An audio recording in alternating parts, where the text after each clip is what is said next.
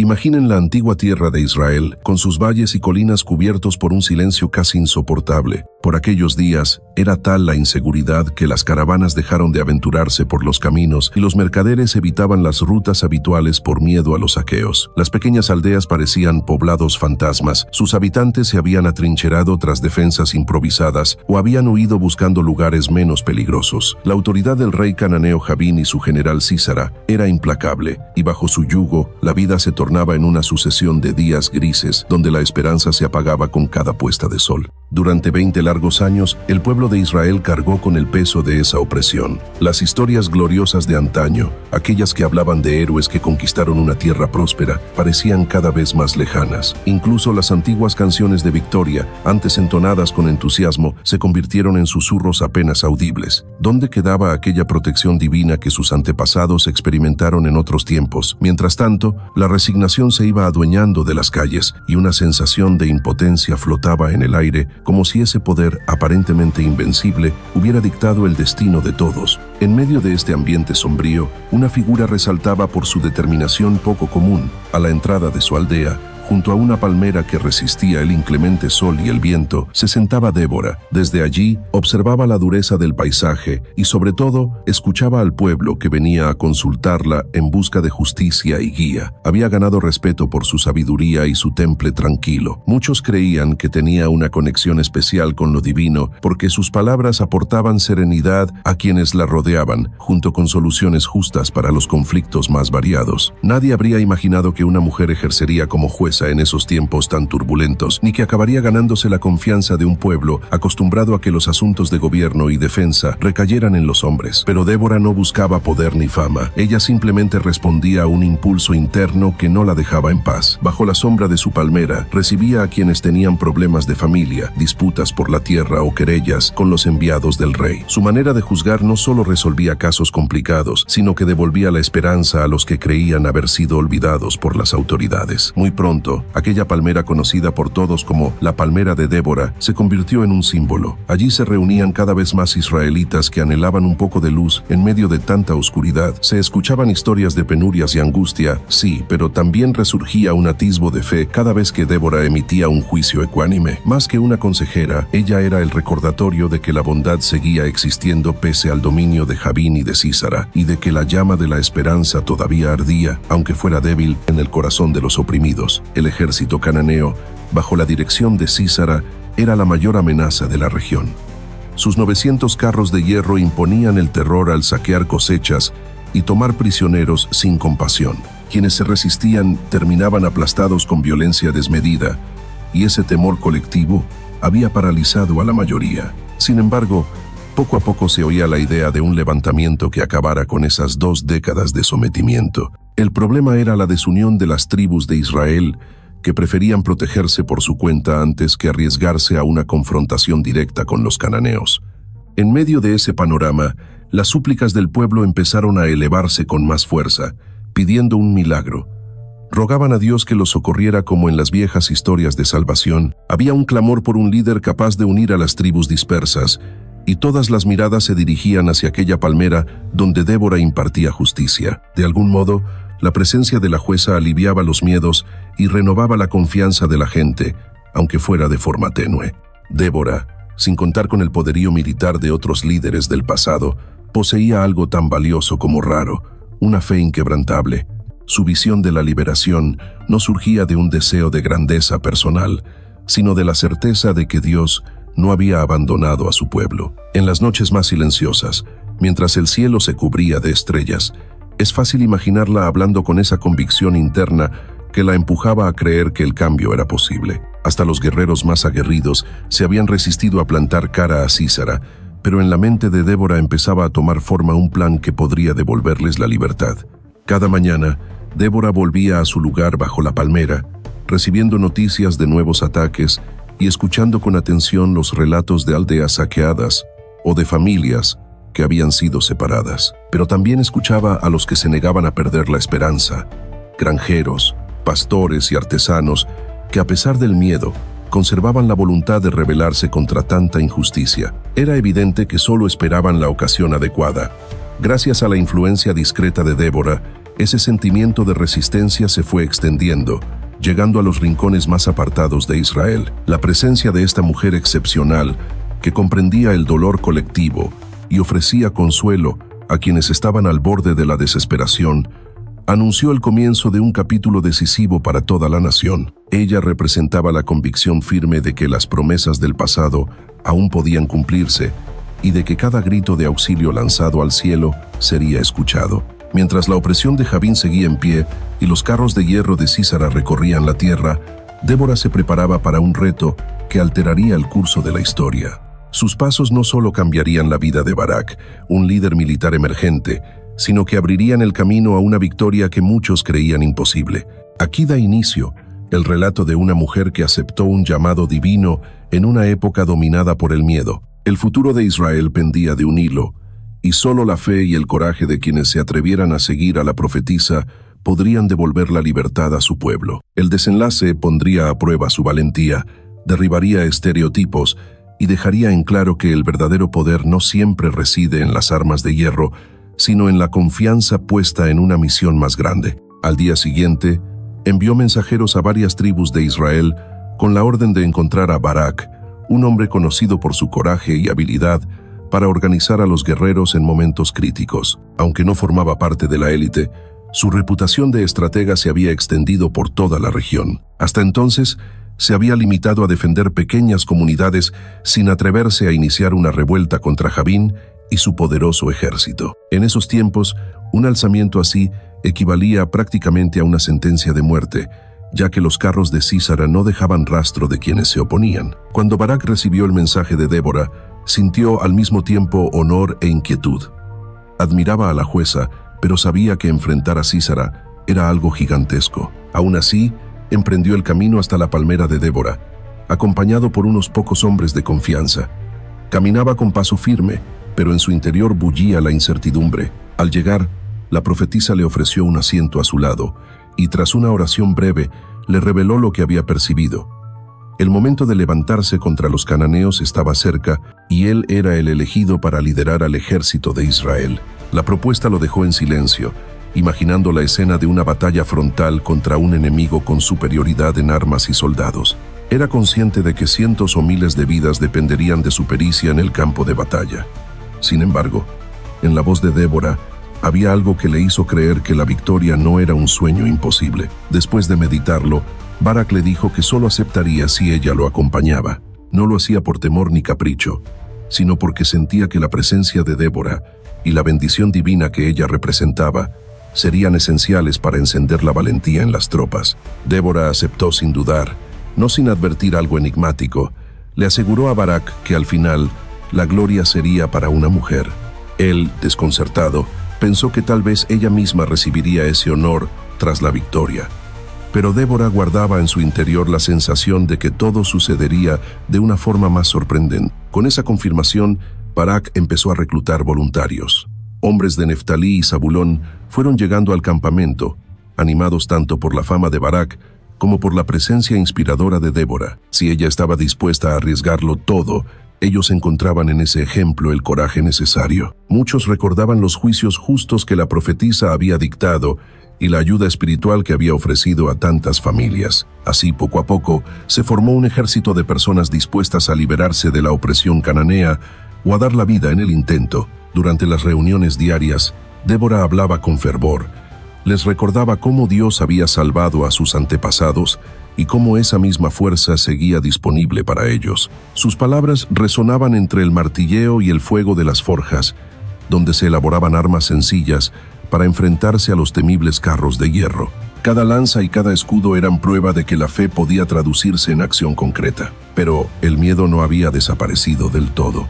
Según se propagaban los rumores de una sublevación, los espías de Javín enviaban sus reportes al palacio real. El general cananeo, con su arrogancia intacta, deseaba aplastar cualquier resistencia antes de que se fortaleciera.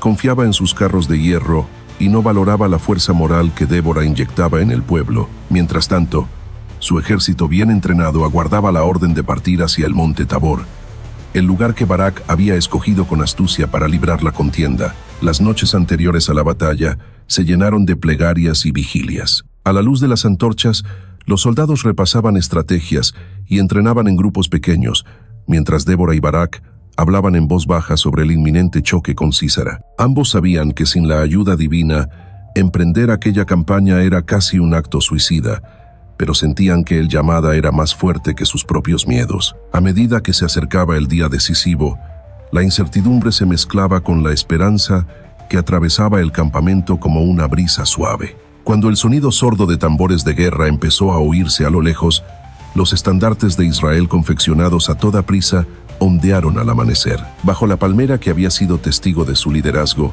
Débora pronunció unas últimas palabras de ánimo. Habló de justicia divina, de la promesa de ser libres y de la valentía que cada uno tendría que mostrar en el campo de batalla. Al terminar, todos sintieron que el destino de Israel estaba a punto de definirse. Con el primer rayo de sol, el ejército partió hacia las laderas del monte Tabor, dejando tras de sí una mezcla de emociones. Barak, al frente, marchaba con el pecho erguido, dispuesto a cumplir la misión que Débora le había encomendado. Junto a él iba la profetisa, con el corazón ardiendo de fe, convencida de que más allá de la fuerza de los carros y las lanzas, Dios favorecería la causa de su pueblo oprimido. La batalla se aproximaba y, con ella, la oportunidad de escribir un nuevo capítulo en la historia de Israel. Esos días oscuros, marcados por ruegos y miedos, se enfrentarían a la determinación de un ejército que, pese a sus limitaciones, estaba cargado de fe. El momento de cruzarse con Sísara se acercaba de forma inevitable, y en cada paso los soldados sentían el orgullo y la responsabilidad de luchar por el futuro de su nación.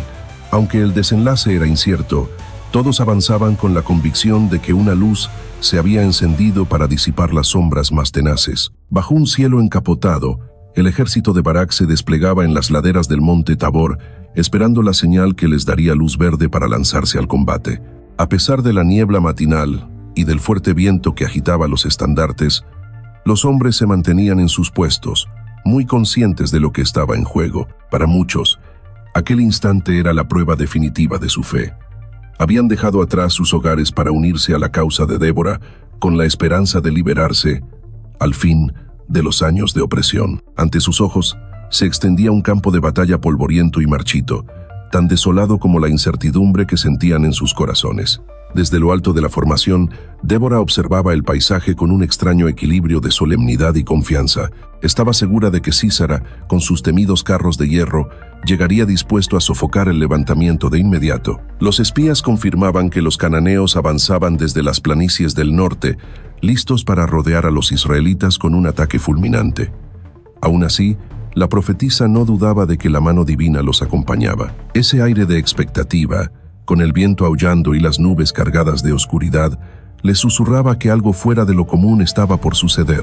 Barak caminaba entre las filas, saludando a los hombres que pelearían a su lado. Los rostros mostraban una mezcla de valentía y miedo, un reflejo de la tensión que genera luchar por la vida sin ninguna certeza de triunfo. Muchos empuñaban armas toscas o reliquias familiares que alguna vez protegieron la misma tierra. Otros apenas llevaban palos endurecidos al fuego y viejos arcos de caza. Sin embargo, todos compartían el deseo profundo de ver justicia y poner fin a tantos años de sumisión. En ese momento, el estrépito de las ruedas de los carros cananeos se hizo evidente. Desde un claro a lo lejos, Sísara apareció con sus tropas, convencido de su ventaja. El hierro de los carruajes y las armaduras resonaba con fuerza, como si pretendieran infundir terror antes de iniciar el ataque.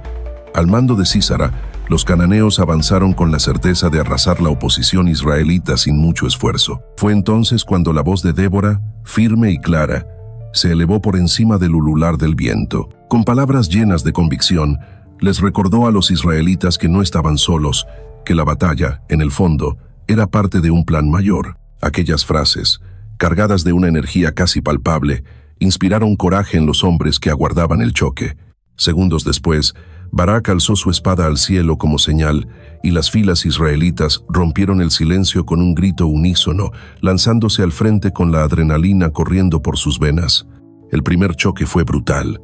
Los carros de Sísara, blindados de hierro, trataron de abrirse paso a la fuerza. Los caballos relinchaban bajo la tensión, levantando nubes de polvo. Durante unos instantes, la potencia de la maquinaria cananea pareció deshacer las líneas de Barak. Pero los israelitas habían preparado una estrategia para contenerlos. Barak había colocado a sus mejores arqueros y lanceros en puntos clave, desde donde hostigaban los flancos de los carros sin exponerse de lleno. Entonces sucedió lo inesperado. El clima cambió de forma radical. Un viento gélido comenzó a soplar por los llanos y las nubes se agruparon, oscureciendo el cielo. En cuestión de minutos, la tormenta descargó una lluvia torrencial que volvió el suelo un lodazal. Los carros, que habían sido la gran baza de Sísara, empezaron a patinar y a hundirse en el barro, perdiendo toda la ventaja táctica. Los caballos se resbalaban, asustados por la furia de la lluvia, mientras los soldados cananeos luchaban por empujar los carruajes atascados. En medio del ruido del agua golpeando el suelo, la confusión se extendió rápidamente. Barak, empapado y cubierto de fango, comprendió al instante la oportunidad que les ofrecía aquel giro climático. Con un grito de aliento, dirigió a sus hombres para atacar a los cananeos inmóviles, sabiendo que su arma más poderosa había quedado inutilizada. Los israelitas, sorprendidos por el golpe de suerte, se lanzaron con determinación renovada, enfrentando a los soldados de Sísara en combates cuerpo a cuerpo. Desde lo alto, Débora contemplaba la escena con la certeza de que esa lluvia no era un mero accidente, sino una intervención que inclinaba la balanza a su favor. Los cananeos gritaban bajo el aguacero, mientras el lodo seguía atrapando los carros y apagando su habitual brutalidad. Sísara, empapado y furioso, trataba de reorganizar a sus tropas, pero las circunstancias habían cambiado de forma radical. Aunque daba órdenes de contraatacar, la falta de movilidad era un golpe mortal para sus planes. La batalla, que el general creía tener asegurada, se había convertido en una pesadilla que amenazaba con anular toda su estrategia. La contienda se volvió más feroz a medida que los hombres de Barak aprovechaban cada hueco entre los carros atascados.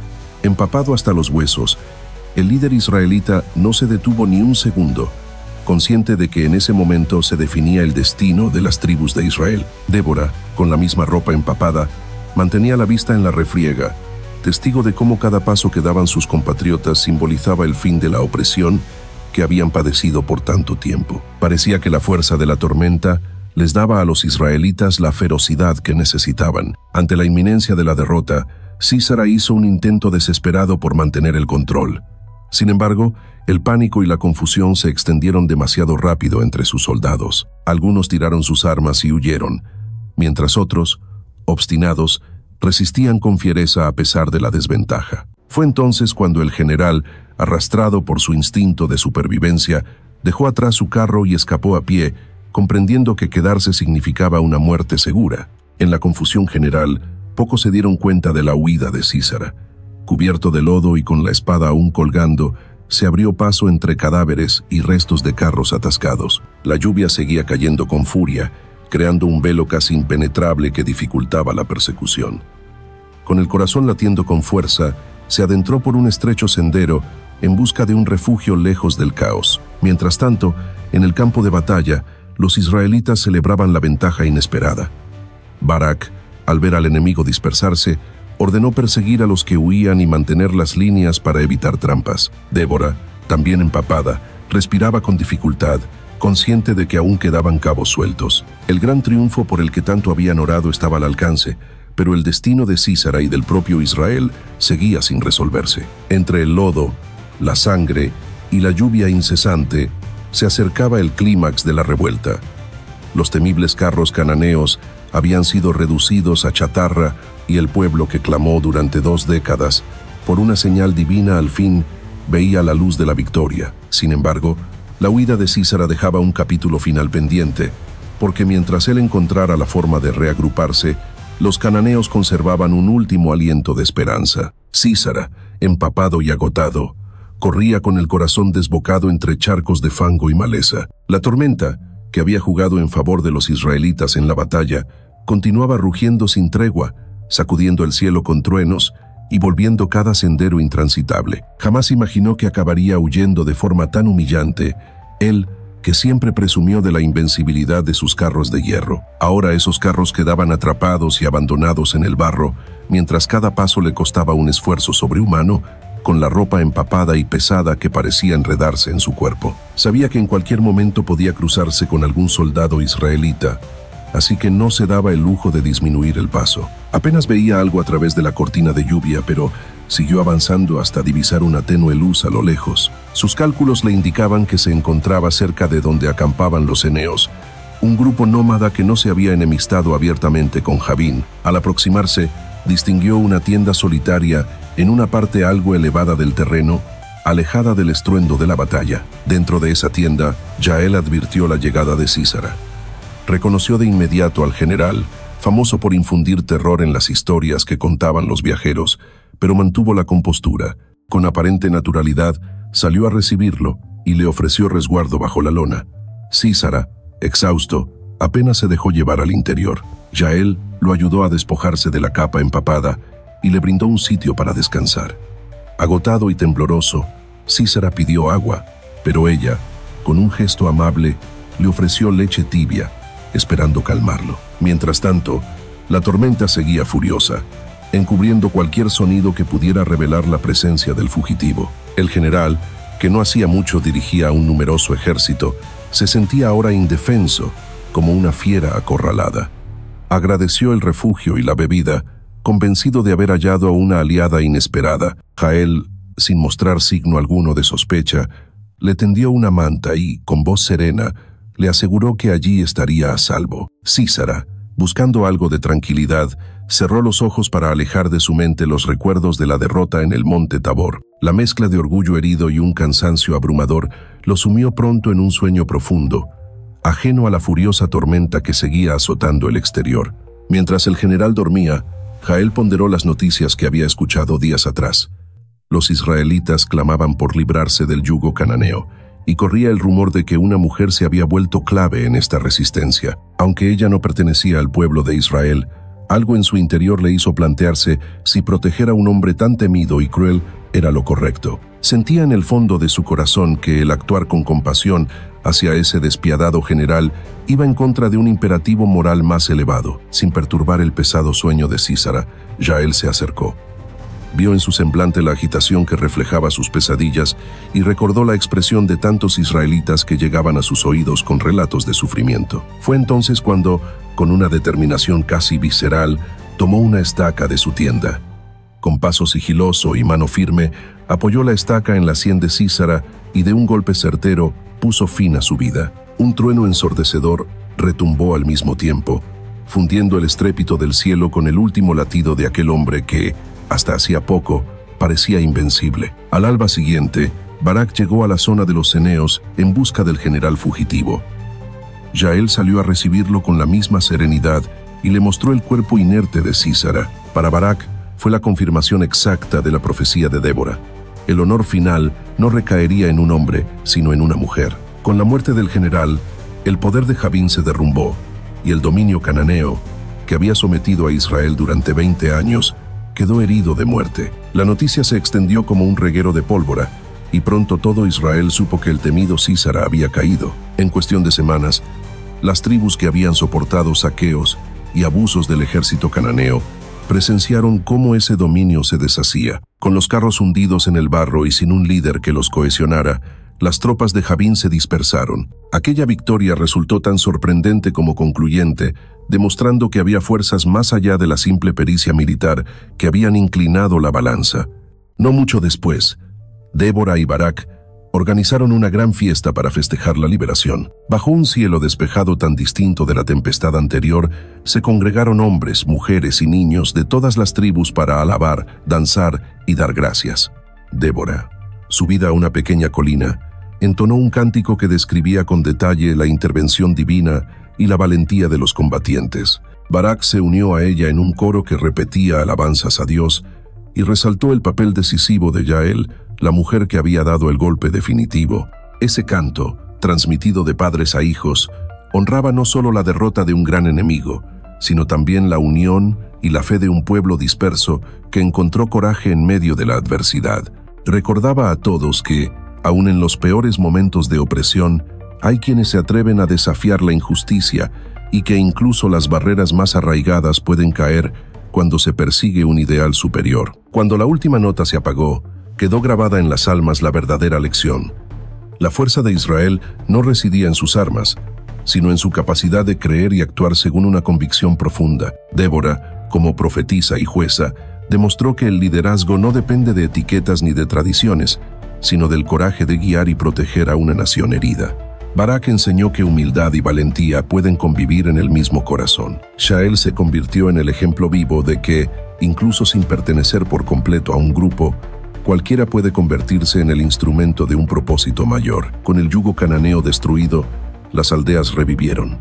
Los caminos, antes desiertos por el miedo, se llenaron de comerciantes y de gente dispuesta a reconstruir su vida. La tierra, al verse libre de violencia, recuperó su capacidad de florecer, y las tribus dedicaron sus energías a forjar un futuro más pacífico. Por mucho tiempo la gesta de esa batalla permaneció como un recuerdo imborrable, una prueba de que el verdadero poder no radica en la fuerza bruta, sino en la justicia y la fe que animan a un pueblo. Así concluyó la liberación de Israel bajo la guía de Débora. Fue un capítulo marcado por la intervención divina, la determinación humana y la elección de una mujer que supo escuchar esa voz interior que la impulsaba a actuar. Desde entonces, su nombre se añadió a la lista de héroes venerados, y el de Jael quedó asociado a la culminación de una profecía que trascendía cualquier lógica militar. Con el paso de las generaciones, esta historia siguió cantándose como una oda a la esperanza, recordando que, cuando la fe y el coraje van de la mano, ningún enemigo resulta invencible.